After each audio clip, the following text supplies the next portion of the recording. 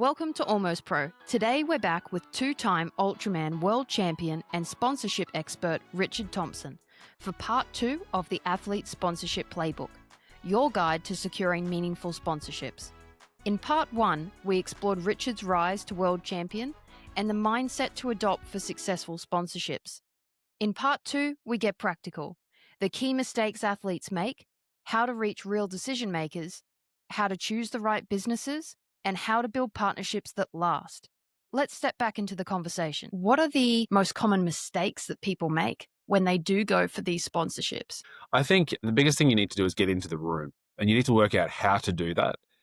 And you have to obviously be prepared for people to say, no, thank you, but we don't have the ability Right. to service that. And probably out of the every one sponsor that said yes, I probably had 10 that said no or otherwise. But I sort of did feel like once I got into the room to be able to pitch, I was very confident that I'd be able to secure the deal. Now, what are the mistakes people make? Firstly, having that meeting with the person who doesn't have the decision authority is a real problem.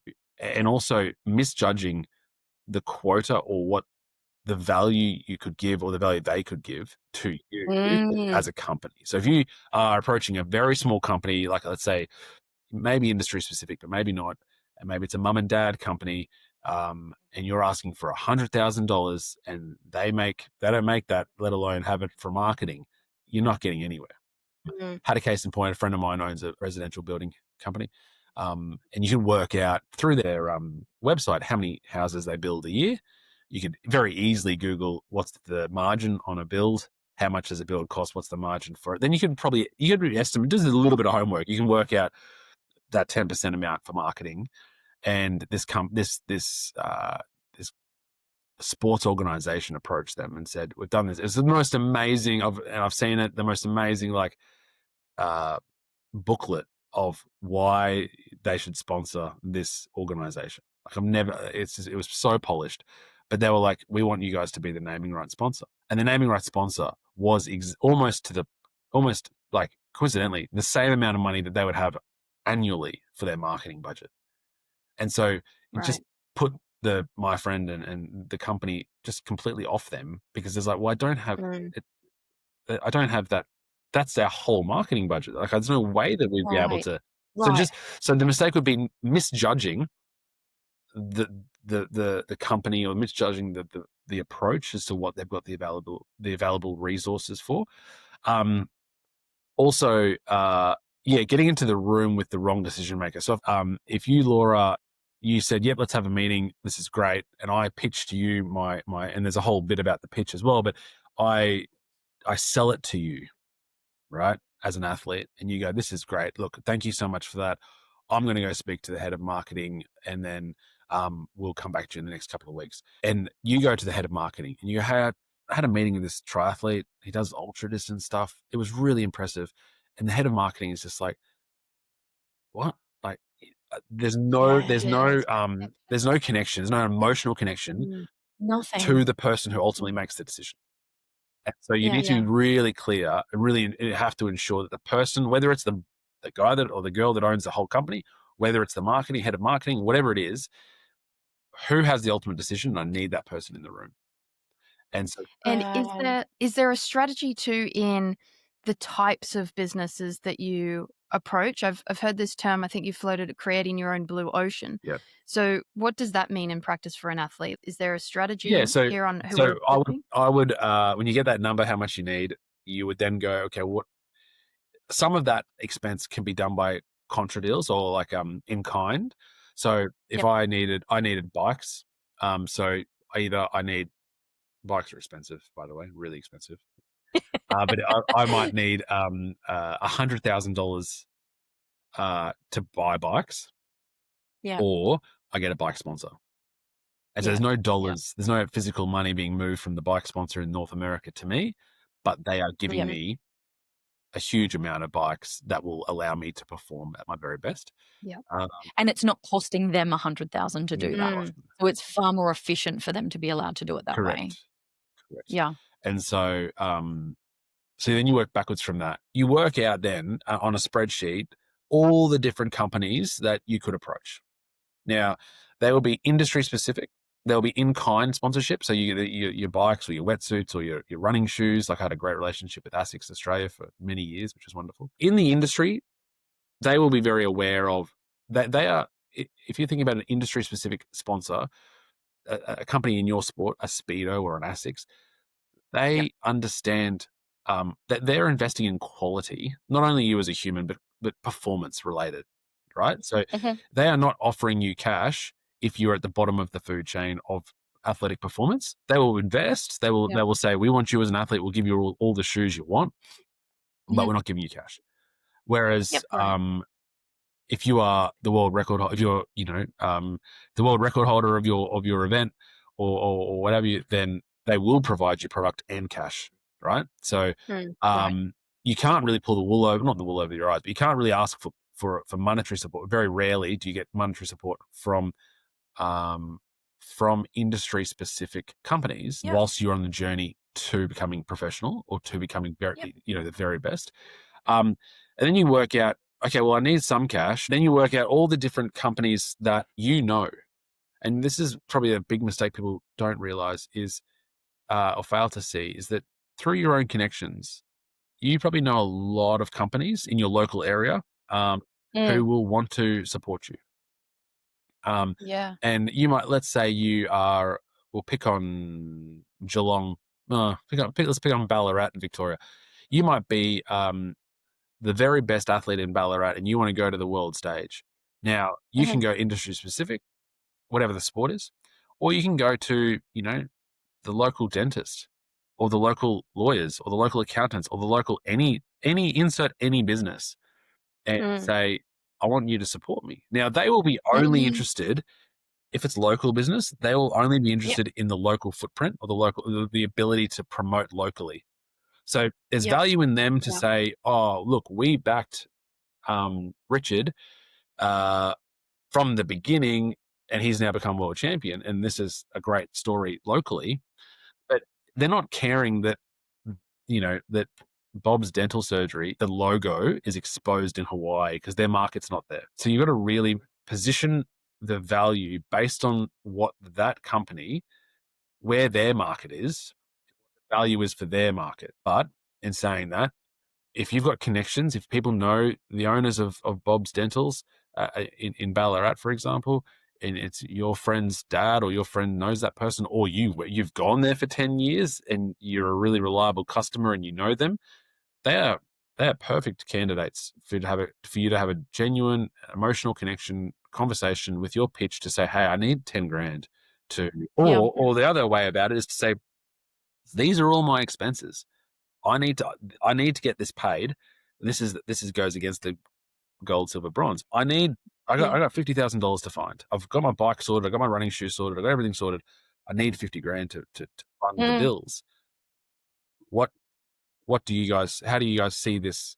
Is there an opportunity for this to work? And how do you see it? So you give it to them to formulate their own proposal. They might say, we'll fund all of it. We'll give you $50,000 paid weekly over the year. But also you need to see that there's a broader level of value that you can provide than just logo on gear and I'm going over to these races. That's such a takeaway, Richard. It might be that you work there. And when I was part-time in a law firm in uni days, and they became my first sponsor. So I said to them, I want to go to Hawaii. I want to be the world champion. I work here 2 days a week. I'm a nuffy bloody law student. Do you guys want to sponsor?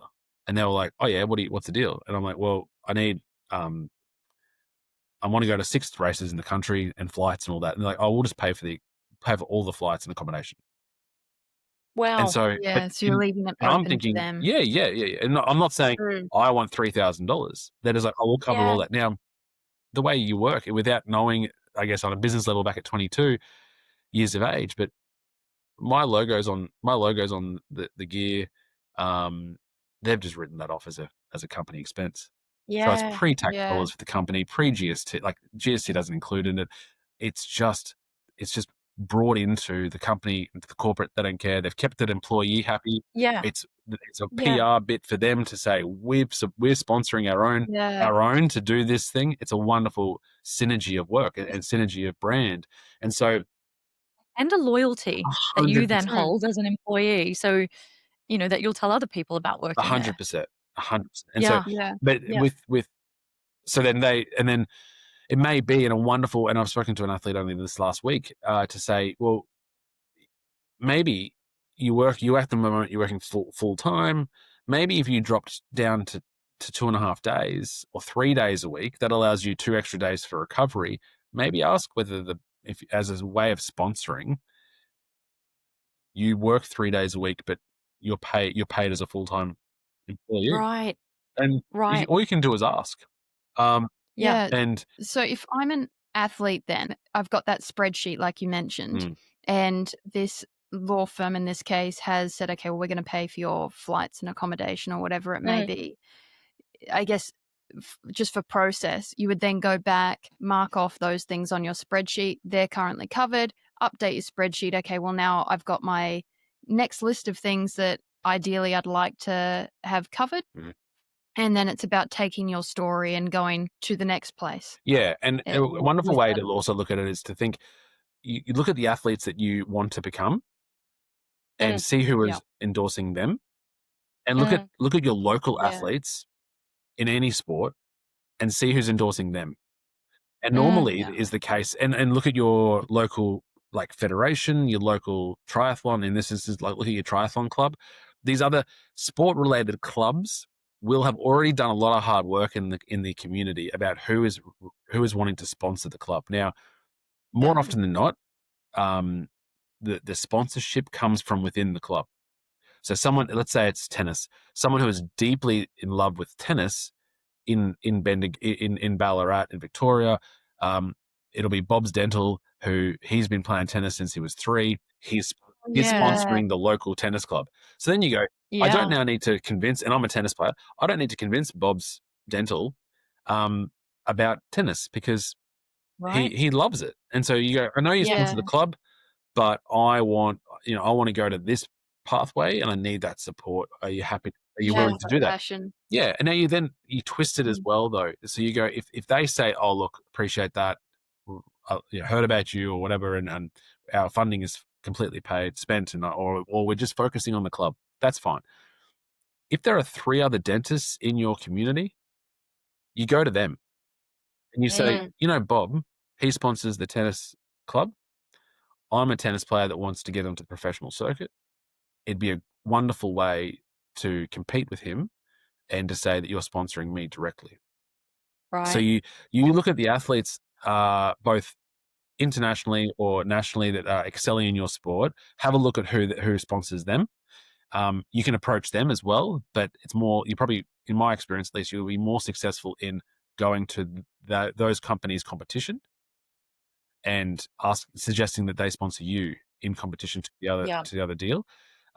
Yeah. And then also locally, you can go across sporting platforms then and say, well, locally, what's happening in the community here? If you're in a city or a town, there's going to be a lot of companies out there that sponsors sport generally.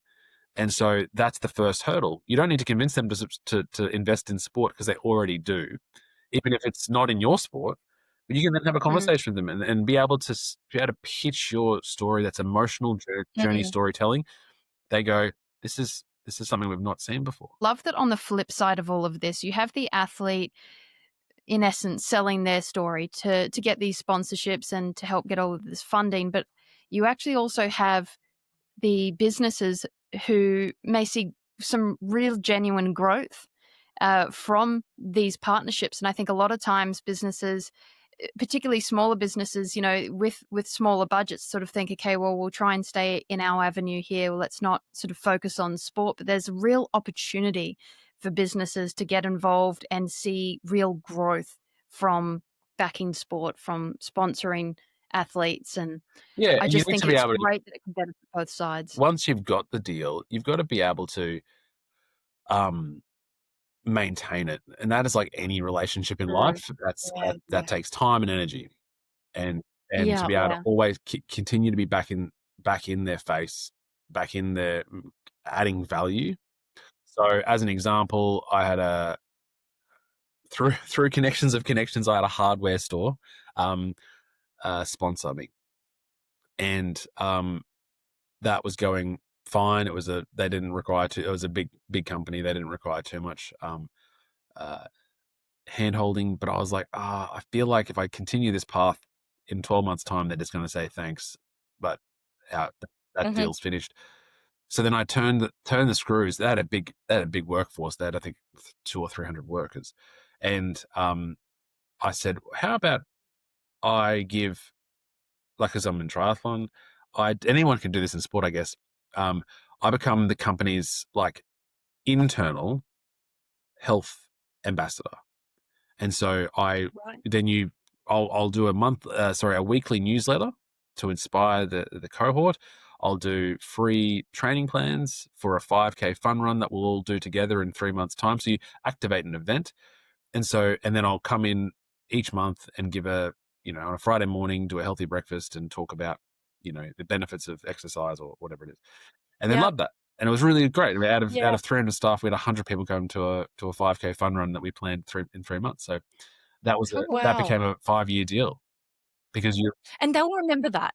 The people involved will remember that. I've no doubt when they're pursuing other partnerships, they're probably contemplating the value that you gave them for their investment. For sure. And then you go, oh, what else? What else could that be? And then it could be that so obviously I'm able to speak in front of an audience and public and present and keynote. So they sent me to overseas to their junkets and to present to their key partners and their customers as well. So there's an added value.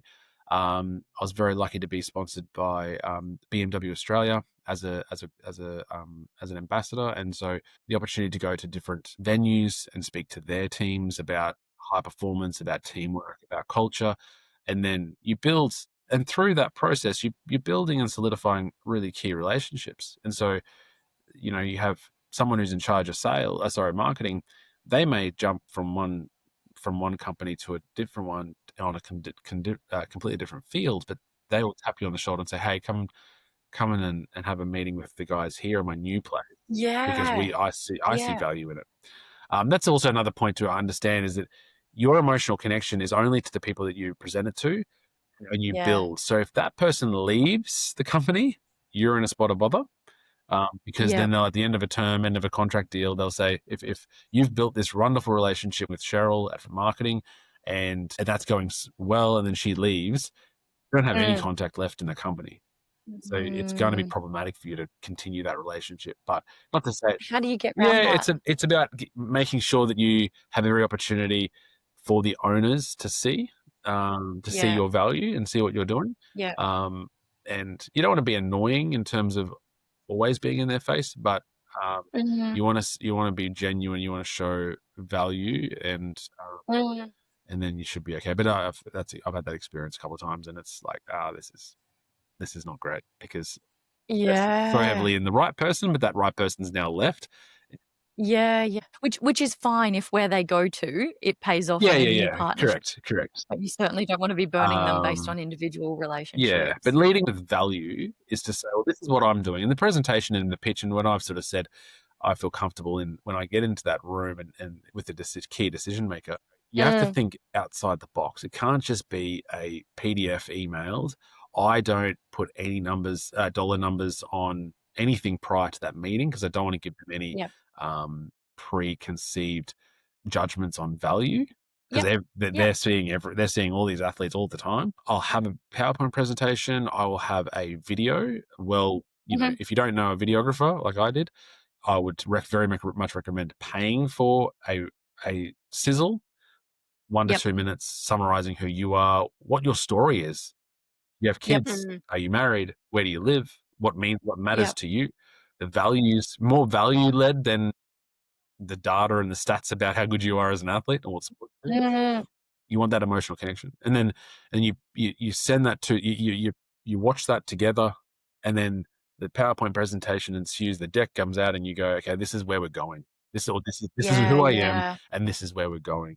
Richard, you've touched on some Absolutely amazing point. So, you know, the things that are stuck for me, the first is that the athlete needs to transition into a business mindset.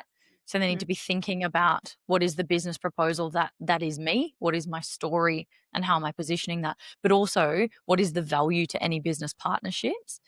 One of the most phenomenal standout points for me is this notion of transparency. What does it cost me to actually do this sport? And I think that can be lost quite frequently. I think athletes typically in Australia, because this notion of so many sports being unpaid, they undervalue themselves anyway financially for their sporting commitments. So being able to tabulate that and saying, no, it's not free for me to become top five, Yeah. as you said, or world's best.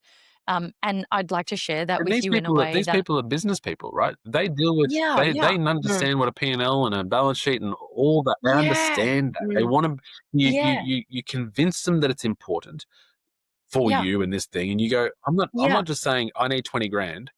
And they're like, well, I'm not giving you 20 grand because how do I, you're just going yeah, to be, going on a holiday. You say, these are my right? expenses. This is what's going to occur. I need to pay for this because that'll allow me to achieve that. And Yeah, any contribution will work, will yeah, obviously assist. And then we can work out the value. We have to massage this value between what I can give you guys, from mm, keynote speaking to internal workshops to, blogs. blogs, exactly, to Yeah, content, to and there's probably even technology's increased so significantly that there's probably other things I'm not considering, but yeah, webinars yeah, to your team or to externals, and we haven't even talked about social media, right? So yes, I'll do a post a yeah, week about it, but then whatever, or that's important, so we'll do that. My website, there's obviously gonna be logos on my gear. My whole team will have logos, um, and that's all part of the deal, and the like. So and then the value to them, so that whether or not you want uh, a jersey or a piece of clothing for your memorabilia in your office, or I can be available to, to 10 different events in the year or whatever, but we can massage that mm, as to what you guys as a company see value at, what will work for mm, you. How much I need to run this. yeah, Either I need, if it's yeah, $50,000, either I need 50 sponsors to give me $1,000 each, or yeah, ideally I just have the one sponsor that gives me 50. yeah, It's over to you guys. What do you think? And then that is yeah, I find an enormously powerful and successful approach, because they go, as you say, you're being transparent, you're being genuine, and I mm. understand why this is necessary. Mm, Yeah. based on everything you've shared with us and so much more that we know that you hold in that vault of a mind of yours and all your experience, if you could pull out one key piece of advice for an athlete right now who's thinking, for me to continue in this sport, something's got to give here, what would you say to them, Richard? Anything is possible, Yeah. and you can achieve anything you want. You need to have that goal as to what that needs to achieve. You need to bring people around you to help you achieve it. Yeah. And you need to be unrelentingly consistent with your work ethic to achieve it. And Hmm. that obviously are the ingredients to high performance sport, but it Mm, plays exactly the same way as high performance in the sponsorship arena. And it's just about learning quickly, really short feedback loops as to what's working and what's not, yeah. and going after it, and be prepared for 9 out of 10, 99 out of 100 to say no. But Yeah. you get the right, and they, you don't want those people either who don't see value in you. But Yeah. you will find a way, and the only way that you won't is if you stop. The resilience and mental toughness and mental application of an endurance athlete is next level, Richard, and we can hear that in your story. Tell me, my last question for you before we take you into a game of this or that is, how does that play in your life now? Oh, every day. And this Yeah. is the beauty of sport. So as an athlete, or as an athlete trying to find sponsorship, that whole experience, there's no tail after that. I've done a dozen keynotes after I've retired, which have been great, but it's not a sellable asset. But what you've actually learnt, what you've done in your mind and your work ethic, no one can take that away from you, and use that into work. We've started a law firm 18 months ago, and used very similar approach, some very similar skill set and lessons that I've learned through sport and through sponsorship, to understand marketing, to understand sales, to understand customer desires, to understand value, both internally for employees, to externally for clients and the community at large. It's everything. And so I lament sometimes to go, because I'm 40 now and I wish I started the firm 10 years ago. But I wouldn't have the requisite skills that I have, the skill set now to do what we've been able to do as a group. So everything it happens for a reason. You can draw a line back to everything, but I'm very thankful for my 5 years in professional sport, and the lessons that I learned quickly about all those things that we discussed today, because it'll set you apart going forward for sure. Love it, Richard. Richard, thank you so much for all of your knowledge that you've shared today. I'm absolutely revisiting this with a pen and paper and taking notes. Yeah. In the meantime, though, it is time for a game of this or that. So this section is a quick fire series of about 10 questions, and we're just after the very first answer that comes to your mind with the questions. Are you ready to give it a go? Yep. Let's do it.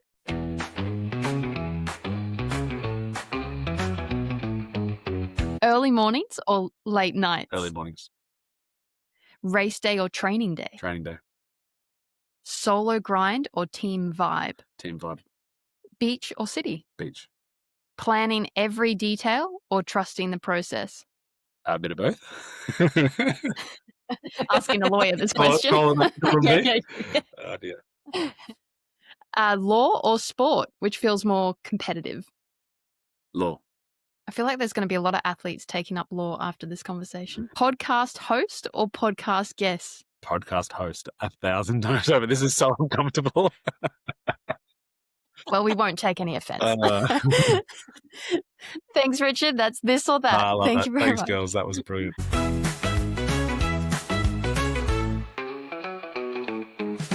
Richard, thank you for sharing your insights and showing us that sponsorship is so many things that isn't just social media as we've all come to see it or believe, but that there's purpose and there's professionalism and there's storytelling and there's this element of transparency that we can bravely take into boardrooms when we're meeting people. Your insights, Richard, will help so many people. And as Laura has said, they've opened our eyes to a category of sponsorship discussion that in all our years in both sport and in not-for-profit organisations pursuing sponsorship partnerships, we've not heard this information before. So we really appreciate you, Richard, and thanks for joining Almost Pros family. Yeah, thank you so much for having me on. It's been an absolute pleasure, and it's a topic that I love talking about, and I don't get to talk about it at all at work anymore. So I'm very happy to be. So grateful. And if you're listening and thinking about how to start building your own partnerships or redefining your approach based on some advice from Richard, take a page from his playbook, know your story, know your value, and build relationships that last. Follow Almost Pro wherever you get your podcasts, share this episode with a teammate, coach, or a young athlete who's ready to take their next step in sponsorship, and enjoy today's discussion with Richard. Thank you.